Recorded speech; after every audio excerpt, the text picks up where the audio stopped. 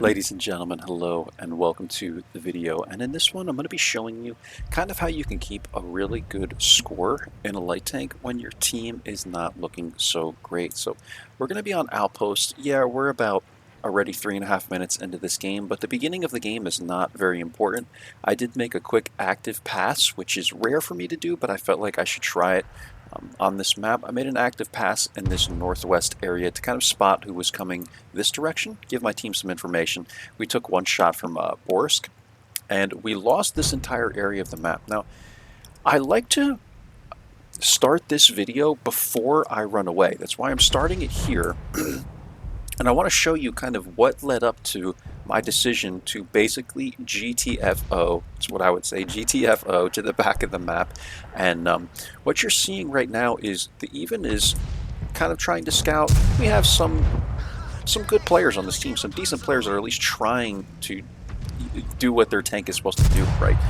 Bor is trying to push ahead a bit. Both of these Borisks actually. I'm sitting here, I've been trying to spot. We have 891 spotting up to this point. I miss a shot into the CDA, actually gets his track there. And this game, just the way it progresses is kind of weird, because I'm thinking, all right, this guy died, maybe we kind of have a chance, but then I'm looking in the north and I'm like, yeah, these guys are done for, like this north is gone. And then I'm kind of looking back here again and I'm like, I should probably go help defend the north. And then as I start coming back to go defend the north, these guys start pushing in as well. And the LT and even 90 have been here, so they have the entire area here covered. So when you see people in this area of the map, this is important for me to mention, this LT and this even right here, you can't really go this way because they're gonna smack you, man. You have to come around this rock here all the way to the back, and then you can have shots here. Like if the Progetto were able to proxy spot them, being there within 50 meters of them, I can hit them from back here. So I come back, and then as you'll see, all these guys start to die as well, and basically this whole team just starts to go down, right? But this is what you have to do sometimes, guys. Even though in a light tank, it is a team-based kind of tank where you always want to be trying to spot for your team. And it goes both ways, right? You want to be spotting for your team, but you also want good teammates to be able to hit what you're going to spot. However, there are games where you have to just run to the back of the map and try and stay alive as long as you can, and that was one of these games. And I like to bring you guys this type of unfiltered, raw content where I'm showing you my team getting absolutely obliterated and stomped, so you know that this is a normal occurrence, right? World of Tanks, the way Wargaming does the matchmaking is that they don't really balance it out by skill level. So keep this in mind. If you're a newer player, you might see a lot of stomps like this, right, where it's 3 to 15, and this has been a known issue for years now, right?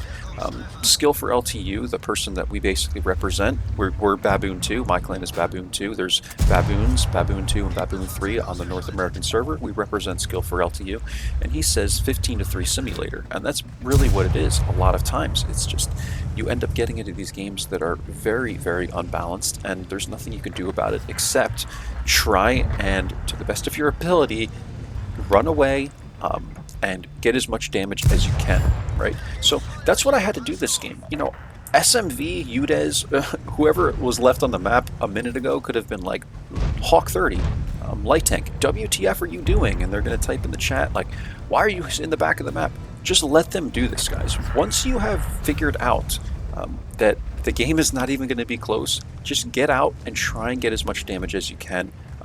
And this way, at the end of the game, you're not slamming your desk, you're not getting frustrated, right? Because you made the right call, and you know you made the right call.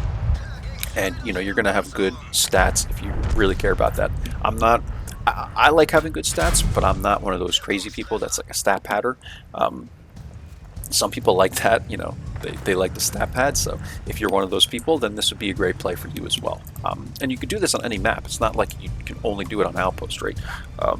People that know the game and know the maps, you'll know what I mean. Like, there's always areas to retreat to on most maps. So I'm gonna get one more shot to the Tiger here. At least I hope I can get it into him. I'm trying to go right at the bottom there.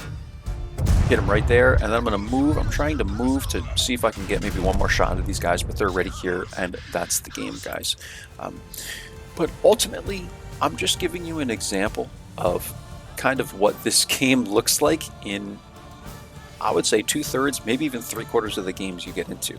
A lot of them are not close, and it's the reality of World of Tanks, unfortunately, but this is how you can keep a good score. We did almost 3,000 combined in this game, and let the people complain. I'm not saying go to the back of the map when it's 4-4, even 4-6 or whatever, right? It could even be 4-8, but the HP, you're up on HP. I'm not saying that.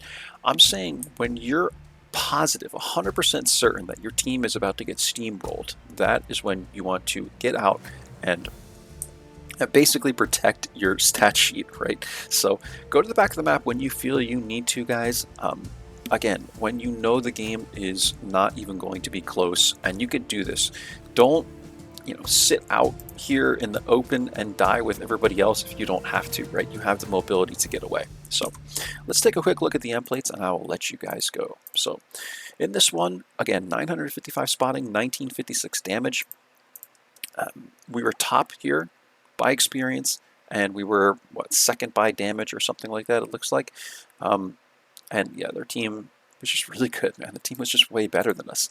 I feel like we did have some people on the team that it looked like they were trying to do the right thing. It's just sometimes there's a skill level on one team that's much, much higher than that of the other, and it doesn't always mean that there's platoons on the enemy team when you're the one getting steamrolled. It could just be that a lot of players are better in those particular tanks even. Like, for instance, I'm not great in heavies, I'm not great in mediums. I could have decided to play a medium that game, and maybe I sucked, and so that's why I feel like skill-based matchmaking is not always the right answer, because you might get people that are really good in a particular tank, but then they want to play another tank. However, their stats say they're this good, they get into a tank destroyer, they suck at that tank destroyer, or it's, a stock tank or something like that, and their skill level does not at all match their performance in the game.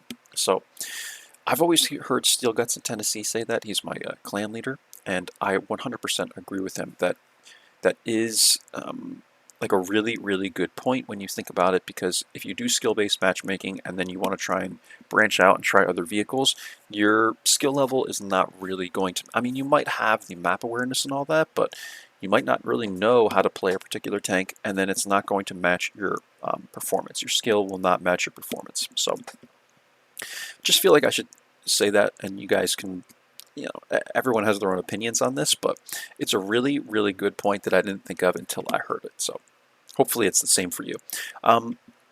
Man, I've played 235 battles in this tank, if you guys could believe that. I really like the Hawk 30. Like, the Hawk 30 was the last light tank that I got, and I have a lot of battles in this vehicle, man. Like, I got this vehicle maybe, I don't know, 6 months ago. Like, I haven't had it for that long. I've had the T92 for over a year, and I've played 89 battles in it. But anyway, guys, here's the battle results, the detailed report, rather. 8-minute game, and by 4 or 5 minutes in, I already knew. So there you go. That's how you can keep a good score when you are in a light tank. I can't promise that you can do this for mediums, heavies, tank destroyers, etc., because you don't really have the mobility, right? In Arty, you're already at the back of the map, so it is what it is. It's going to be what it's going to be, if you know what I mean, and that's it. If you wanted to take a quick look at how I have this thing set up, by the way, the stats are over here. So this tank, 2100 DPM is good, but I would like to note that the HE shells on the Hawk 30 are 102 millimeters of pen, which is really, really good, so keep that in mind.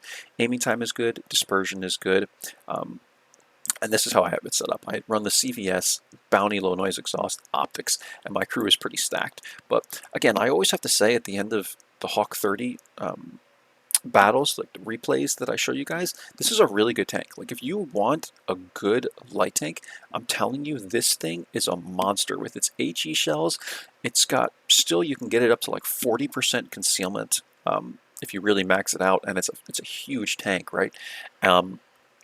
And you can ram people with it too, honestly. Like, I've done that as well. And the APCRs, it does 240 damage with the APCRs, and standard APCRs is beautiful. I love having APCRs as a standard round. And then you have these high damage, like 320 damage per shot HE round. So if you don't have this tank, check it out, guys. That's all I have for you today. I'll catch you for the next one. Take care. Bye-bye.